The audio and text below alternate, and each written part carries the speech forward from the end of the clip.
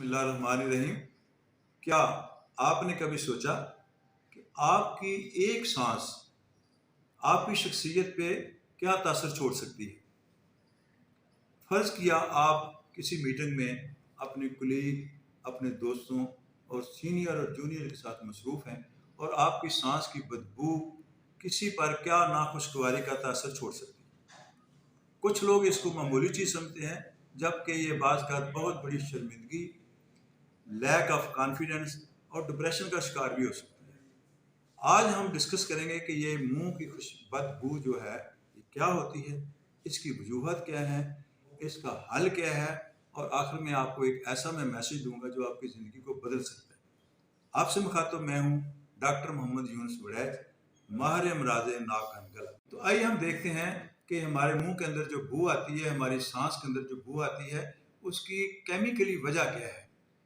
Actually कुछ ऐसे bacteria हमारे मुंह के अंदर मौजूद होते हैं जो कि केमिकल ख़ास तरह के पैदा करते हैं, जैसे कि volatile sulphur containing compounds, hydrogen sulphide, methyl mercaptan, dimethyl sulphide.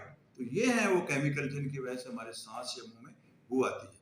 वजूहत क्या है जी, हम देख लेते हैं। तो सबसे बड़ी वजह यह है कि वो लोग जिनके मुंह से बू आती है वो आम तौर पे सही तरह या रेगुलरली ब्रश नहीं करते, मिसवाक नहीं करते।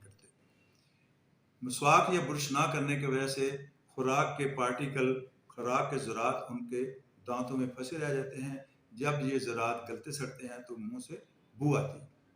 इसी तरह कई दफ़ा दांतों को कीड़ा लग जाता है, दांतों के अंदर जो कैविटी बनती है उसमें खुराक के ज़रात फंसते हैं और मुंह से बू का बायस बनते हैं।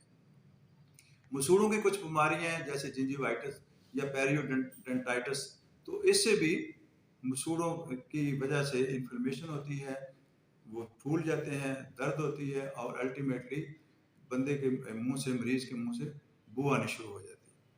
अलावा जी कुछ लोग हैं वो स्मोकिंग करते हैं, गुटखा इस्तेमाल करते हैं, पान खाते हैं। तो ये चीज़ें भी डायरेक्टली एक तो बू की वजह है, दूसरा ये भी मुंह में ड्राइनेस पैदा करती है। कुछ लोग अल्कोहल या कैफीन मिले मशरूबात लेते हैं, वो भी एक ड्राइनेस की वजह और बदबू की वजह बनती है।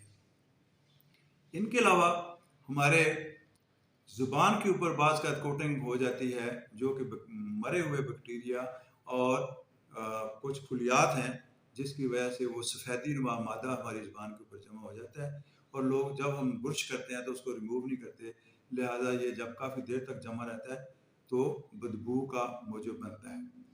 कुछ नाक की ऐसी बीमारियां हैं जैसे साइनोसाइटिस, नाक की गदूदें, नाक की हड्डी का टेढ़ा होना, एडिनाइड होना, टांसल होना, टांसल जो कि एक गले की बीमारी है, या फिर बाज़ का बच्चों के नाक में कोई चीज़ फंस जाए तो बहुत ज़्यादा बू आती है। मैदे की अगर तजाबियत हो या मैदे में बदहजमी हो या एक बीमारी है जिसको हम GERD गर्ड कहते हैं, गैस्ट्रो इसोफेजियल रिफ्लेक्स डिजीज।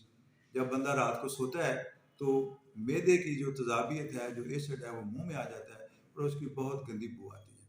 अलावा जी कुछ ऐसी दवाइयाँ हैं जैसे कि एंटी हाइपरटेंसिव, एंटी डिप्रेसेंट्स और एंटी हिस्टामिन जो कि मुंह में खुश्की का बायस बनती हैं और बंदे के मुंह से फिर बैक्टीरिया वहाँ ठहरे रहते हैं, वो बैक्टीरिया वाश नहीं होते और मुंह में बदबू का बायस बनते हैं। इसके अलावा कुछ बीमारियां ऐसी हैं जिसकी वजह से सलाइवा कम पैदा होता है। कुछ लोगों को आदत हो जाती है या बीमारी की वजह से मुंह खुला रखते हैं जिससे ड्राइनेस होती है और लुआब जो है वो बैक्टीरिया को वाश नहीं करता और बदबू पैदा होती है। अलावा जी अगर किसी बंदे को शुगर है तो उसके मुंह से भी बू आएगी। एक्चुअली कुछ कीटोन बॉडी वगैरह बनती हैं, वो ब्लड में शामिल होते हैं, ब्लड से वो फेफड़ों में जाती हैं और फेफड़ों में जब हम गैस को एक्सहेल करते हैं, बाहर निकालते हैं, तो हमारे मुंह में बू की शक्ल में आती है। अगर बंदे को डायबिटीज मेलाइटिस है तो जो उसकी खुशबू होगी वो फ्रूटी होगी या जैसे नेल पॉलिश रिमूवर की होती है, इस तरह की होगी। इसी तरह अगर गुर्दे की कोई लंबी बीमारी है, रीनल फेलियर है, तो उसको भी उसके मुंह से भी बू आएगी और वो उसके इसी तरह जैसे कि शुगर में वो केमिकल जो है वो ब्लड में मिलते हैं, ब्लड से वो लंग्स में जाते हैं और लंग्स से सांस के जरिए बाहर आते हैं। गुर्दे फेल होने की शक्ल में जो खुशबू उसके बदबू आएगी वो इस तरह होगी जैसे कि पेशाब की होती है या निमोनिया की होती है। इसी तरह लीवर सिरोसिस या जिगर के फेल होने में भी खास तरह की मुंह से कुछ बदबू आ सकती है, और उसकी करेक्टरिस्टिक ये होगा कि जैसे सड़ा हुआ गोश्त होता है या कि खून होता है। तो ये हैं वो वजूहात जिनकी वजह से मुंह से बदबू आ सकती है। तो आइए हम देखते हैं कि मुंह की बदबू से बचा कैसे जा सकता है। तो सबसे पहले तो यह है कि जो दोस्त हमारे सिगरेट पीते हैं, पान और गुटखा वगैरह के आदी हैं, उससे इज्तनाब करें। ये चीज़ें ना सिर्फ बदबू का बायस बनती हैं बल्कि इससे कैंसर भी पैदा होता है। दूसरे नंबर पे अल्कोहल, जैसे अल्कोहल या कैफीन है जिसमें, उनसे भी अवॉइड किया जाए। तीसरे नंबर पे यह है कि बाकायदगी से ब्रश किया जाए या मसवाक किया जाए। प्रेफरेबली मैं कहूँगा कि ये बात साबित होगी, अंग्रेज़ों को भी पता चल गया कि ब्रश की निस्बत मसवाक बेहतर है। रीज़न उसकी ये है कि उसके अंदर जो ऑर्गेनिक मटीरियल है वो गंदे ज़रात को जज़ब करता है, बदबू को जज़ब करता है। और उसके अलावा यह है कि कुछ लोग ऐसे करके मसवाक या ब्रश करते हैं, इसके ऐसे तो ठीक है, इस तरह करने के बजाय ऐसे भी करना चाहिए, और अंदर भी दांतों के करनी चाहिए मसवाक। रात को सुबह शाम कम से कम ज़रूर करनी चाहिए। कुछ लोग जो नमाजी हैं वो तो माशाल्लाह 5 वक्त करते हैं। रात को सोने से पहले मसवाक एक दफ़ा ज़रूर करनी चाहिए। अब देखना यह है कि मसवाक किस चीज़ की करनी है। तो एक बड़ी मशहूर चीज़ है हकीमों में खासकर, कि अगर मसूड़े का कोई मसला है तो लसूड़े की मसवाक कीजिए। ये लसूड़े का मसवाक है जी, तो ये नरम होता है, इसलिए मसूड़ों पे इससे मसवाक करें तो उनको ये ज़ख्मी नहीं करता। आमतौर पे जो मसवाक हमें पैक में मिलती है वो पीलों की मसवाक होती है। ये पीलों की टहनी है, इससे मसवाक बनती है। ये पीलों के दरख्त जो है जंगलों में, जहाँ हमारा पंजाब, सिंध और बलोचिस्तान मिलते हैं, कच्चे का इलाका जो कि डाकुओं की वजह से मशहूर है, उसमें ये मसवाक के पौधे पाए जाते हैं, तो इससे भी की जा सकती है। अलावा अजीम ये जैतून का प्लांट है, इससे मसवाक करें तो बहुत अच्छी रहेगी। ये मैदे के लिए भी अच्छी है और बदबू के लिए। नीम, आप जानते होंगे ये नीम का पौधा है, नीम की मसवाक भी बहुत अच्छी है। अगर ये चीज़ें अवेलेबल नहीं तो आप सादा किसी न किसी दरख्त की से मसवाक कर लें। इनके बाद हमने गरारों पे आना है कि जिस बंदे के मुंह से बू आती है वो आधा चम्मच आम खाने वाला नमक ले, 1 गिलास नीम गर्म पानी में डाले और उसके सुबह दोपहर शाम गरारे करें। Excuse me. नमक के अलावा आप सोडियम बाइकार्बोनेट, या जिसको मीठा सोडा कहते हैं या बेकिंग पाउडर कहते हैं, एक्सक्यूज मी, उसको भी आधा चम्मच लेके 1 गिलास नीम गर्म पानी में डालें और उसके गरारे करें।